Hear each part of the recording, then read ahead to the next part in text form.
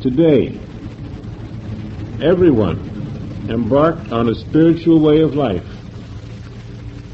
should have a concern far greater than the demonstration of his own daily harmony. And that concern should be for the survival of the entire world. The question now is there a principle of life, a spiritual principle that will govern the world? Is there a principle which can now be realized and relied upon to prevent the destruction of civilization and the extermination of mankind? That raises many important questions. At this particular level of the message, in that particular year, we were using words like the extermination of civilization and the extermination of mankind.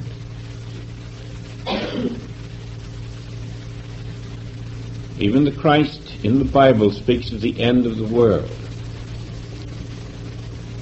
But when you have located the world in your mind, it is the end of the world. When you have located civilization in your mind, that is the extermination of civilization for you. We want to see that Joel is speaking not at the absolute level at this point in this book. That came later. But through the preparation at this level, it was possible to then come to the mind of man at the absolute level with a teaching of incorporeality which followed a year later. We who have had the advantage of seeing the later book can accept that this would not be the language for you at this particular moment. You should be past the point of believing that civilization can be exterminated, or that the world can be obliterated. Just as God has no pleasure in your dying, and only the death of mortality in your consciousness is the acceptable death unto God, so only the death of the world in your consciousness is acceptable. If I go not away, the Comforter will not come unto you. Now the Comforter is finally revealed to us as the realization of your Christ self. When you have accepted your Christ self as the only self in the universe, the Comforter has come unto you. What else made you accept the Christ self but the Comforter? But if I go not away, you cannot reach that realization. And now I is revealed not to be Jesus, but the world mind. The world's sense of self must go away. You must rise above the world's sense of self, just as I is Christ, and then the little I is Jesus. This little I that must go away is the mortal selfhood of the world. When Jesus appears saying, if I go not away, this is the statement that mortal selfhood universally must be obliterated in consciousness. That is I going away. When you obliterate mortal selfhood as a universal fact in your consciousness, I have gone away. And then the Comforter, which is universal Christhood, can come unto you.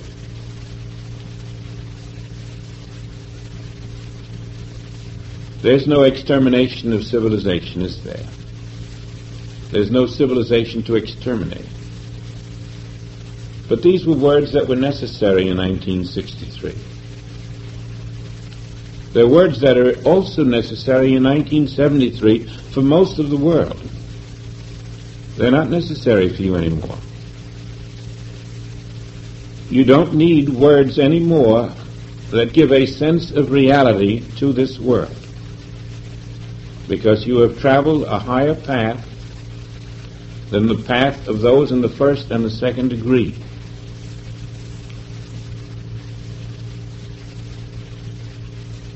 You're at the point where, to you, the world never did exist, because I have overcome the world.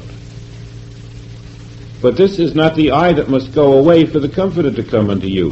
Those are the two natures of I. There is I, the world I, the mortal I, which must go away for the Comforter, which is the I, Christ, which has overcome the world. Now, if you have not overcome the world, think for a moment. Where are you?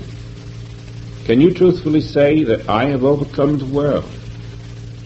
If you cannot, then you're not in the I, are you? Because I have overcome the world. And if you cannot say, I have overcome the world, then you're not in that I. Then where are you? You're divided. You're separated from I. You're separated from the Christ. You're not accepting yourself to be the Christ, and that is why you cannot say, I have overcome the world.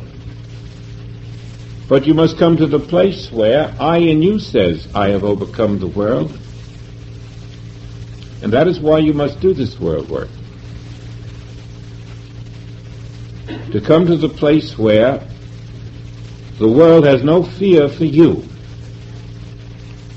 where there's no life in the world to die.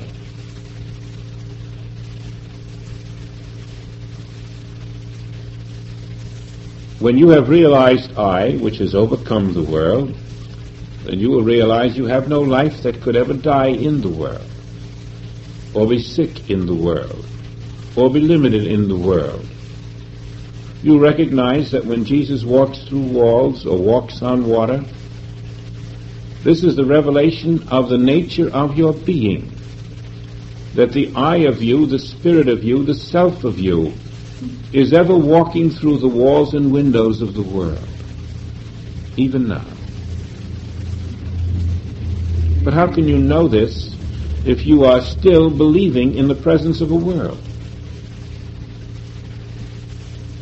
And so the world work, which ostensibly begins to help the world, is actually a deeper thing.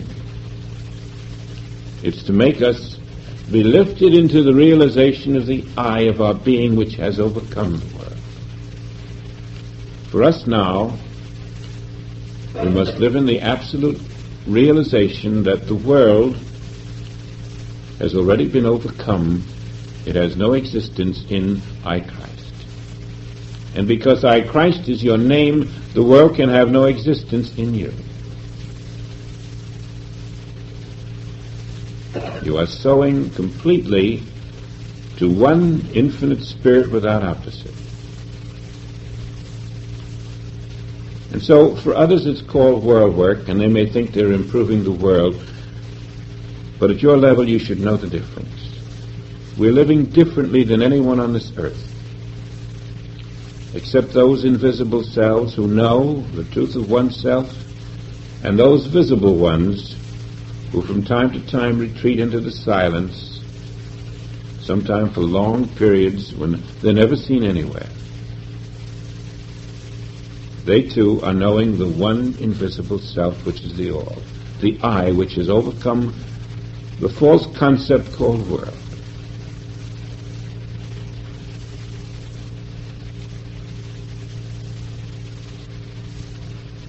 That's why we're not looking at our own daily harmonies. Joel says, is there a principle of life, a spiritual principle that will govern the world? And he says, there can be no question but that an individual can rise so high above the immediate circumstances on earth as to make himself immune to the disasters of this world. And so there are those on earth who today can walk immune. We, in some measure, find that we're not subject to many of the things that other people are.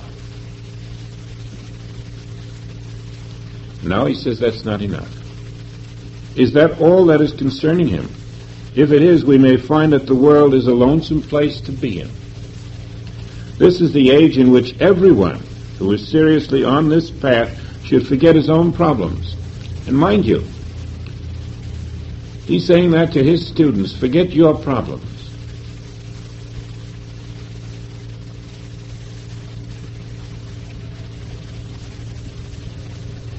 And something in us says, well, who's going to take care of me? Doesn't charity begin at home? Who's going to take care of me while I'm taking care of the world? And I want to make that very clear. You're not taking care of the world. You're accepting your infinite self.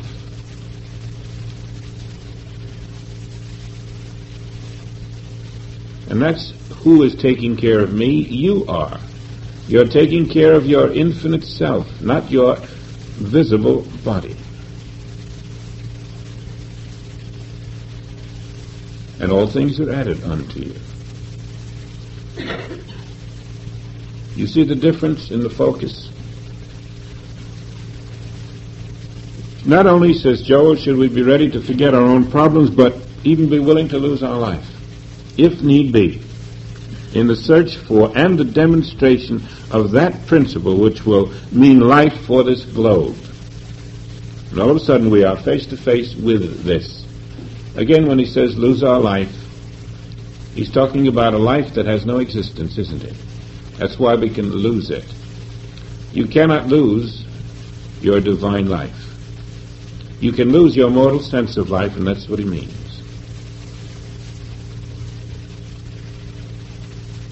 Somewhere in here it becomes clear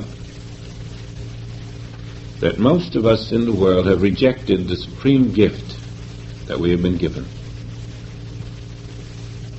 God has given us the supreme gift, which is himself. And unless you accept divinity, you reject the supreme gift of all and want to protect mortality, which only exists in the mind. And so you protect the illusion and reject the reality.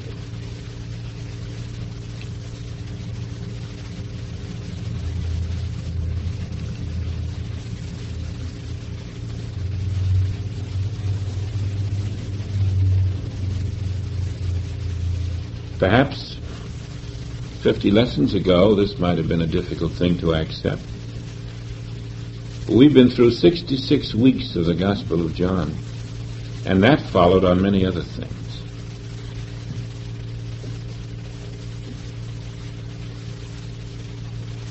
We are learning to impersonalize the world.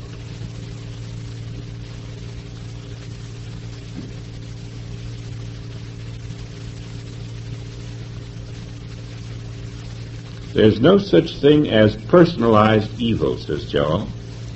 If you've worked with the principles of the infinite way, you've already proved that the impersonalization of evil is 3/4 of all that is necessary for healing. 3/4. In other words, when there's no outer world in your consciousness, you're very close to that inner peace which is beyond human understanding, but which is the dissolution of the illusion.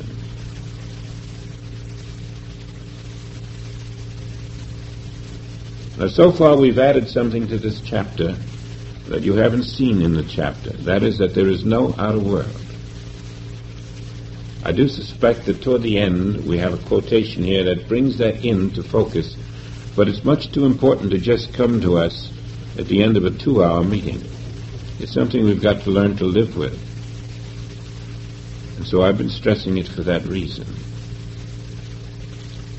Instead of impersonalizing evil and saying there's no person there, we're going that extra step, and we're taking that person there and bringing them inside and saying they exist only in my mind. That is how you impersonalize them.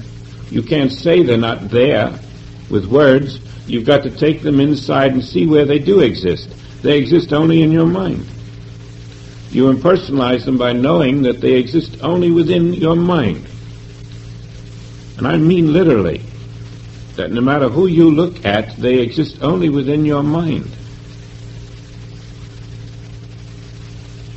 That is yourself, and you are not seeing yourself, you're seeing a person.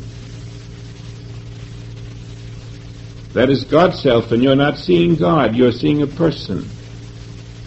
You cannot have a person and God too, because God is one and there is no other. There is no God and. Every chapter in this book has brought us to the place where we can say there is no person there. There is no form there. There is no tree there. There is no valley there. That is all within my mind. And it's within the mind of everyone else who sees it.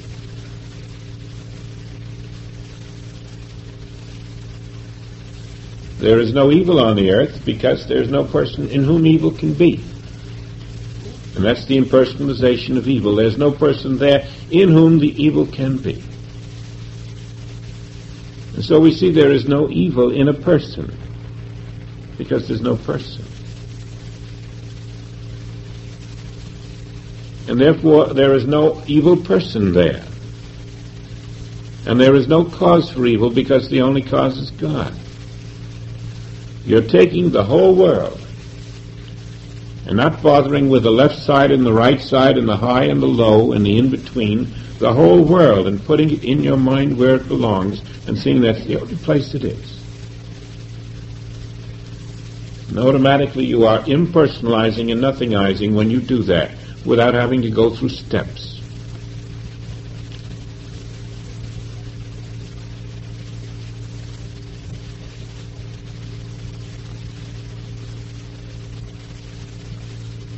Joel had a meditation in this chapter, which I think we can do now. His meditation says, and we'll do it with our eyes closed, but I'll have to read it to you because I like his words, the words of the Christ. Thou alone art power.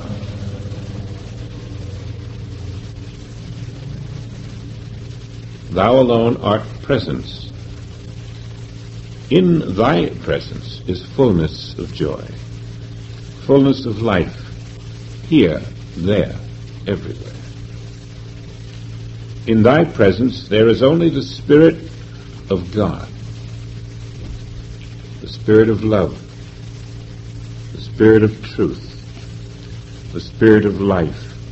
And besides this, there is no other. So I am not going into meditation now to use God or direct God, but to realize God.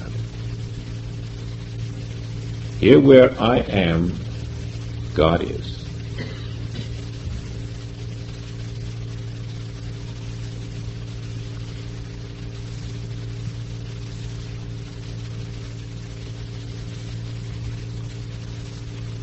There where thou art, God is.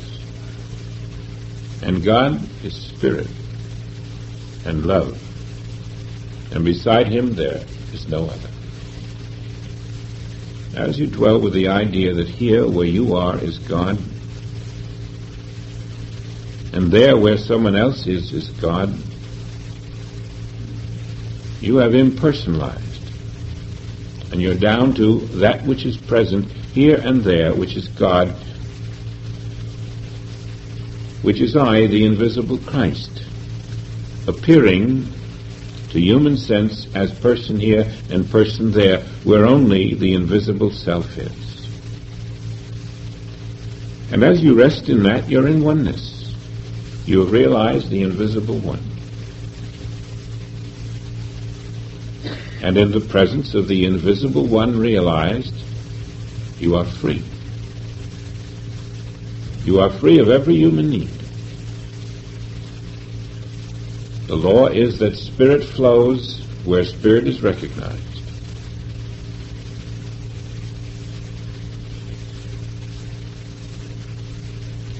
You're in divine will. You are recognizing the invisible presence of divine will functioning itself. And it makes no difference what had appeared in the visible. It is known to be unreal, totally imaginary. The world is moved aside. And then divinity expressing through your transparent consciousness becomes a new visible world in which the added things are present. The goodness, the harmony, the love of the invisible makes itself manifest. You are one with the one.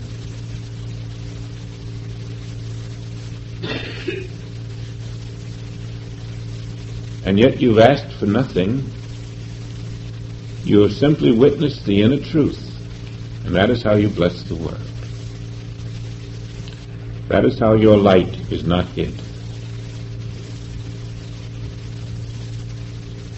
That is how you accept the supreme gift of God life as the only life of you and your neighbor.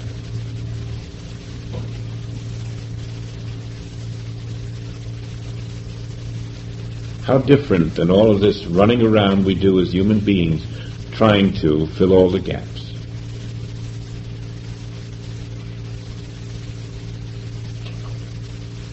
It's really believing in God.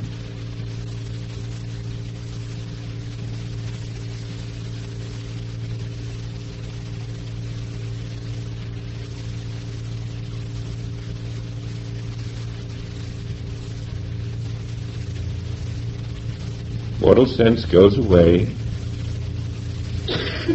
and we are Christed.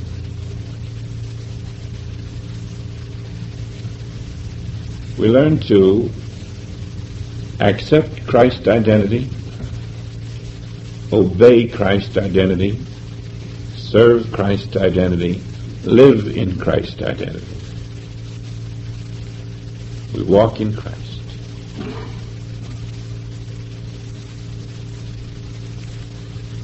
And then every disturbance that arises is met the same way. Who are you? Who convinceth me of a disturbance? Where is it? It's in the mind. Be still in the mind. Know the truth. All that exists in the mind is not of the Father. The only truth is God's presence here and now. And rest.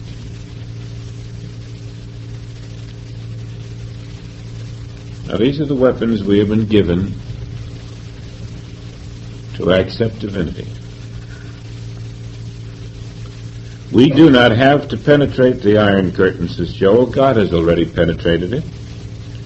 But without our conscious realization of this truth, the presence of God will not function there any more than the presence of God has functioned there in the past. The presence of God functions only where and when there is conscious recognition and realization. That leaves it squarely up to us. We must furnish that conscious recognition. We must abide daily in the invisible self. We must tuck the world in where it no longer exists as an external fact. Now, if we could accept the following statement, all of the world's troubles, as far as we are concerned, would be over. Page 202. There is no power in armies.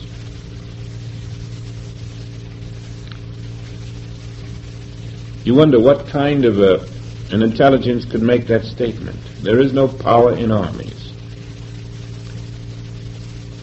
Could you tell that to Hungary or Czechoslovakia or Poland? There is no power in armies. And yet here it is, statement of the Christ. Only the Christ could make the statement, because only the Christ is power. And only the realization of the Christ reveals the non-power of the army.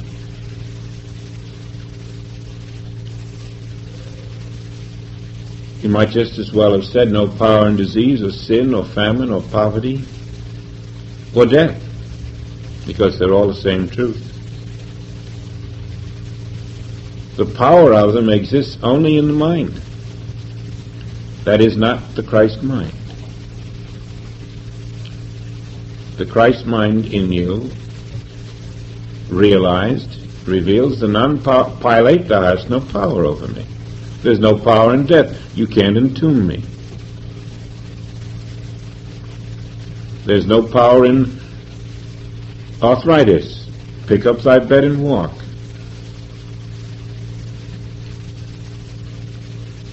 What did hinder thee?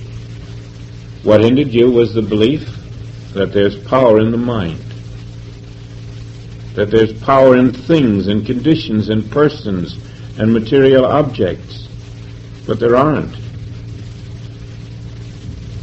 There's only power in the Christ mind.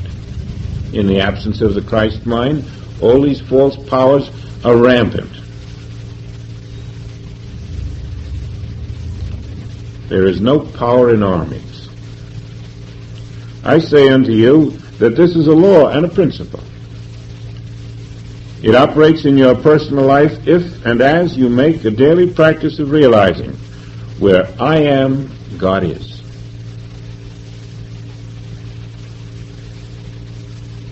God in the midst of me is mighty, and all those who are opposed to the purpose of God have but the arm of flesh and nothingness. The Lord God in the midst of me is mighty, and there is no might external to me.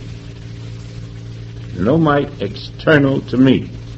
Not in the mind of man or in the matter of man. Which is another way of saying there's no world out there.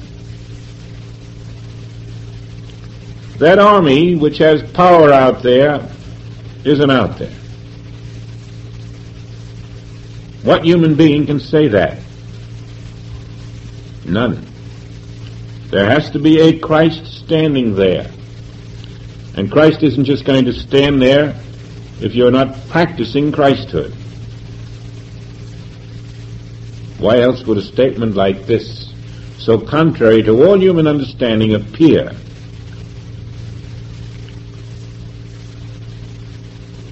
If it were not possible to attain that consciousness which could know that there's no power in armies. No power in anything of the material world. No power in matter. No power in mind.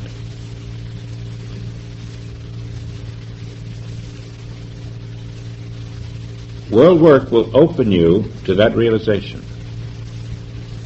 And only world work. When you work on individuals, persons, yourself, you don't open to this.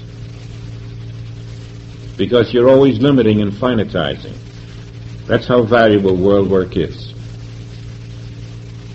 It opens you to the place where you finally can see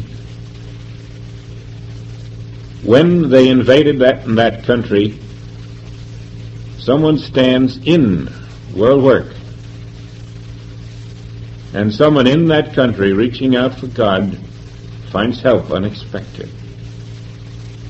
Our function is to be that consciousness which is available for someone to reach out and touch.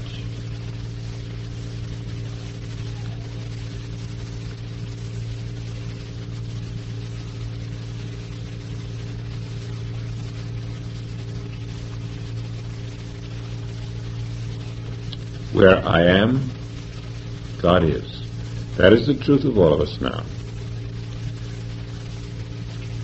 But keep this truth as a pearl of great price within you.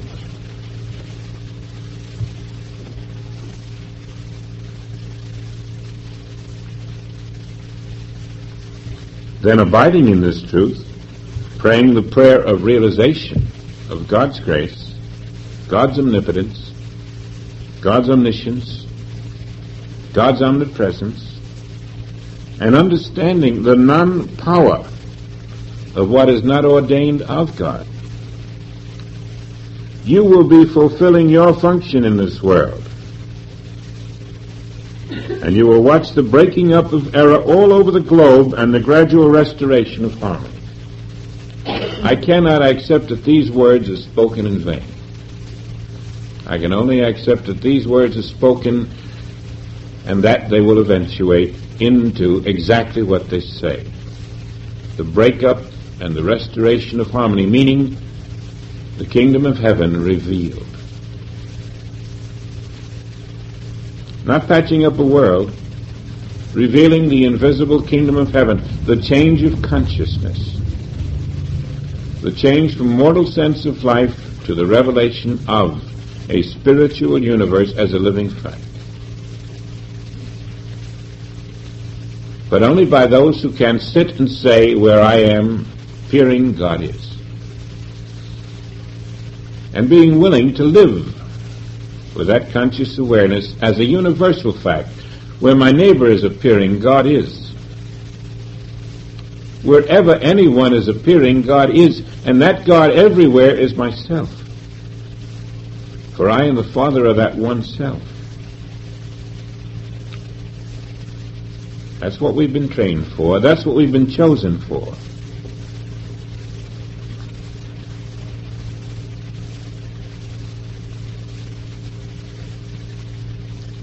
To let our light shine. But we must have some light to let shine. Divine light.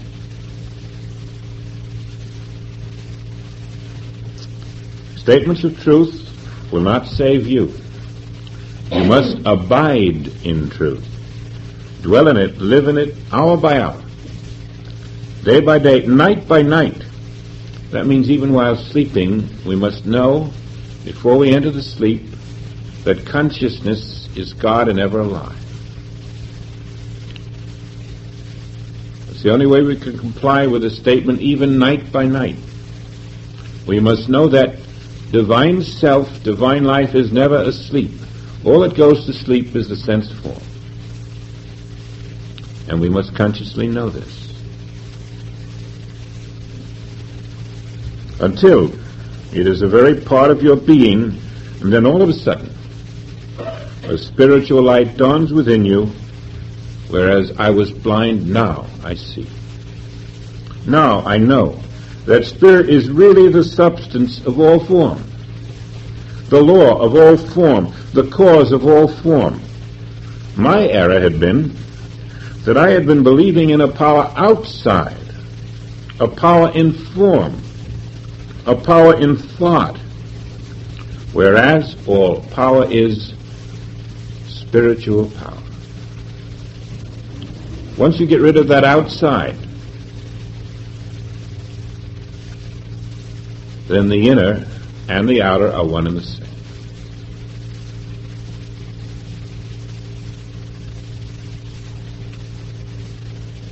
No power in armies. Finally, he goes a step further. As you abide in this word, remember always, there is still one more step. That is that after contemplating the truth about God, and also about yourself, for they're one and the same, be still, listen, as if to say, speak, Lord, thy servant heareth, thou utterest thy voice, and the earth melteth.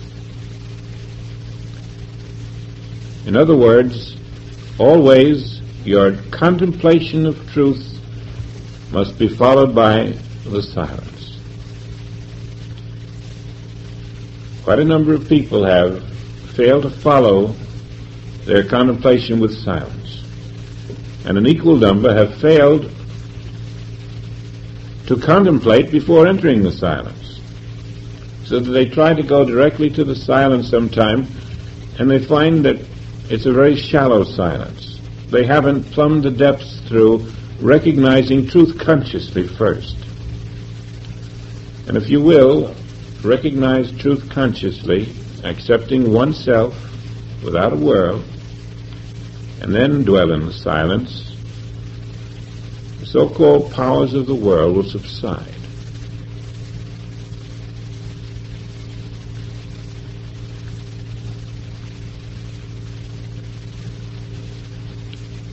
You see, we've been doing world work without really recognizing it. Whenever you enter truth, you're doing world work. You're leavening the consciousness of the world. But now we're doing it consciously. There's no reason to wait any longer. If there's a mudslide around anywhere in the world, and you have allotted one meditation a day for the quiet realization of the non-world and therefore the non-power of the world, take it into consciousness, rest in it. You don't have to wait for the world to join you. There's always 10 righteous invisible cells working.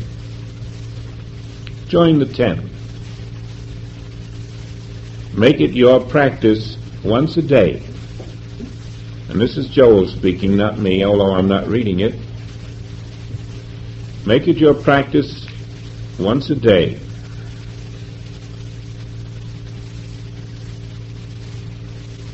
to meditate on the nothingness of the world.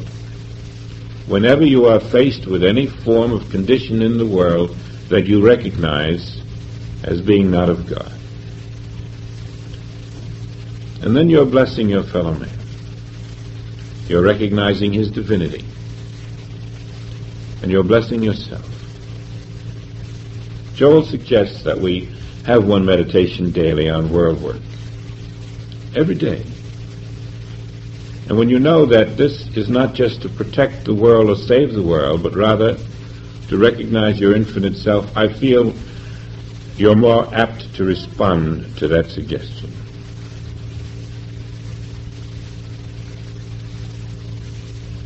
I personally would feel that if a day went by that you were not doing this, that would be a day in which, for some reason or other, you are rejecting yourself.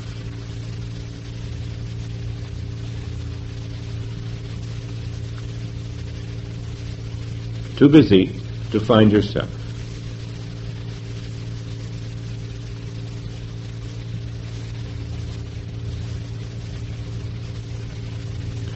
Now it comes. Error is not in the external. Power is not in the external. All power is in the still small voice. There's no power in sin. There's no power in disease, no power in tyrants, no power in external conditions. Power is in the still small voice. He has told us there is no outside world.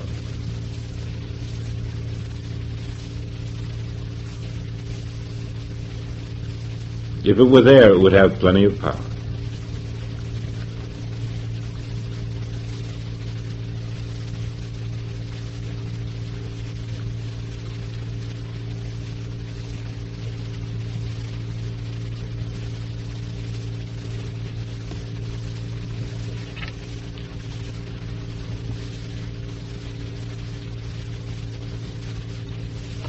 Inasmuch as this is going to be the end of this book, here's Joel's final statement to us. In the midst of threatening world conditions, I say to you, think in higher terms than your own health, your own supply, or your own happiness. For some part of every day, give yourself to the realization and the practice of these principles through which you have witnessed healings of minor or major problems, principles that have helped you or your neighbor. Begin now to think in terms of a principle revealing itself on earth as the presence of God universally.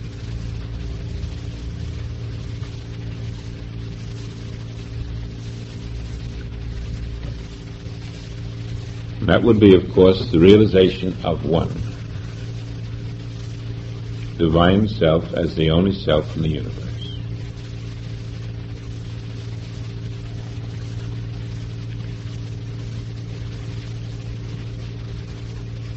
Now you have a month in which nothing new will be coming from this pulpit, and so you can either take it upon yourself to review the past, put into practice daily some of the things that have been suggested, and if you want to keep very current, to take today's lesson as your monthly work, every day for 30 days. One period of the day to do world work as follows. Face the situation that you have heard is impending or coming or present somewhere in the world. Face it with the knowledge that there is no world there.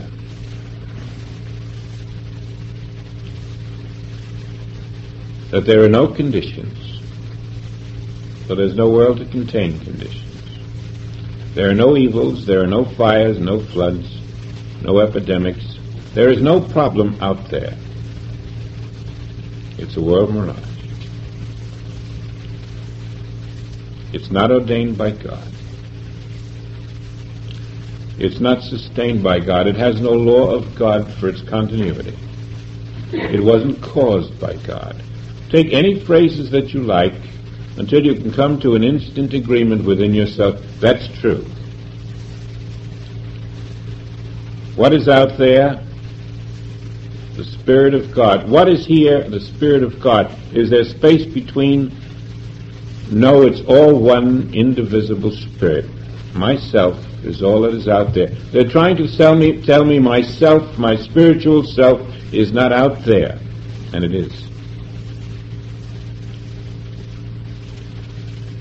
And I'm not going to have to remove that condition, or improve it, or change it, or correct it. All that is there is my divine self. God's divine self. The divine self of the universe is all that is there. And when you can find some inner peace from this, you'll know that your own consciousness of mortality has melted away. And even though the human mind doesn't understand a word of it, it makes no difference. When you find your inner peace this way, just be still.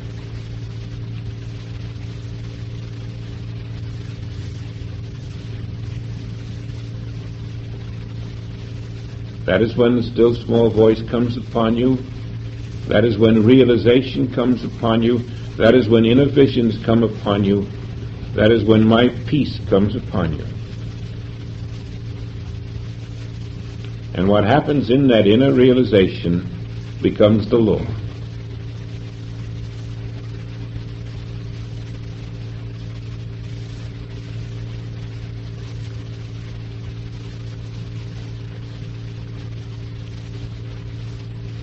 And then something gives you the release and says it is done, or the sigh, or the rainbow, or something within that says, my presence is now the only presence here. And then you rest in that presence. And your world work is being done. You have overcome the world by finding the invisible presence.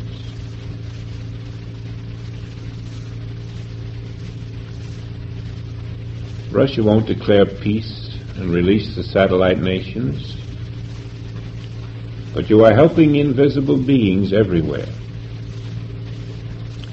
You are leavening your own consciousness. You are letting your light shine.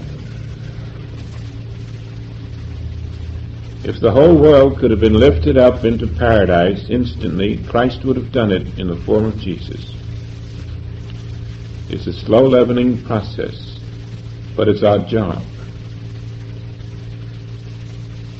And it's a silent job. And it's the way to self-realization. Every day that you do this, you are accepting the infinity of your own being as the only reality. And as Joel says, until there is a dawning, something happens to awaken you to the actual experience of self.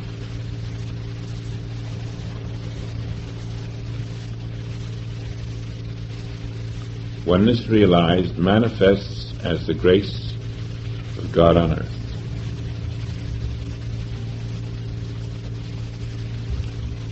Now, as you do this during the month, when we meet again, you'll find that we're all at different levels than we are at this particular moment. That month of leavening will take us to a new precipice. We are opening ourselves to what may be called the special seven. They only function at the level of our own consciousness, and as we are sowing to our one infinite self, we are preparing the way for us to receive higher guidance than hitherto. So this month, I think, is a perfect time for this world work to be upon us. We should know each other better when we return. There's no other assignment for you during this month.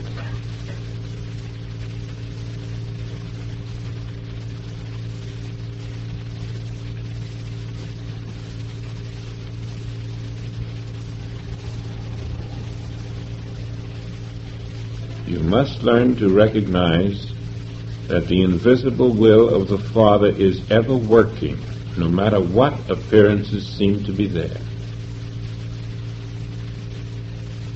And when you accept that invisible will as working now in the one self, which is here without opposite and there without opposite, it will manifest, and you will have the God experience.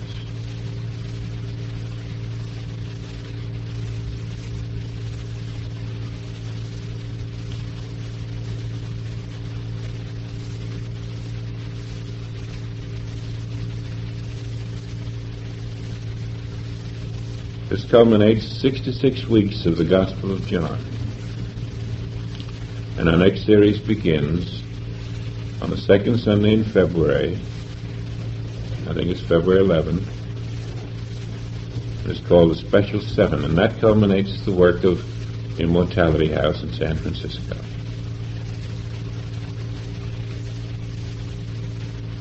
In those seven we will have much that is new. And this month will make it possible. Thanks very much. I hope to see you in February.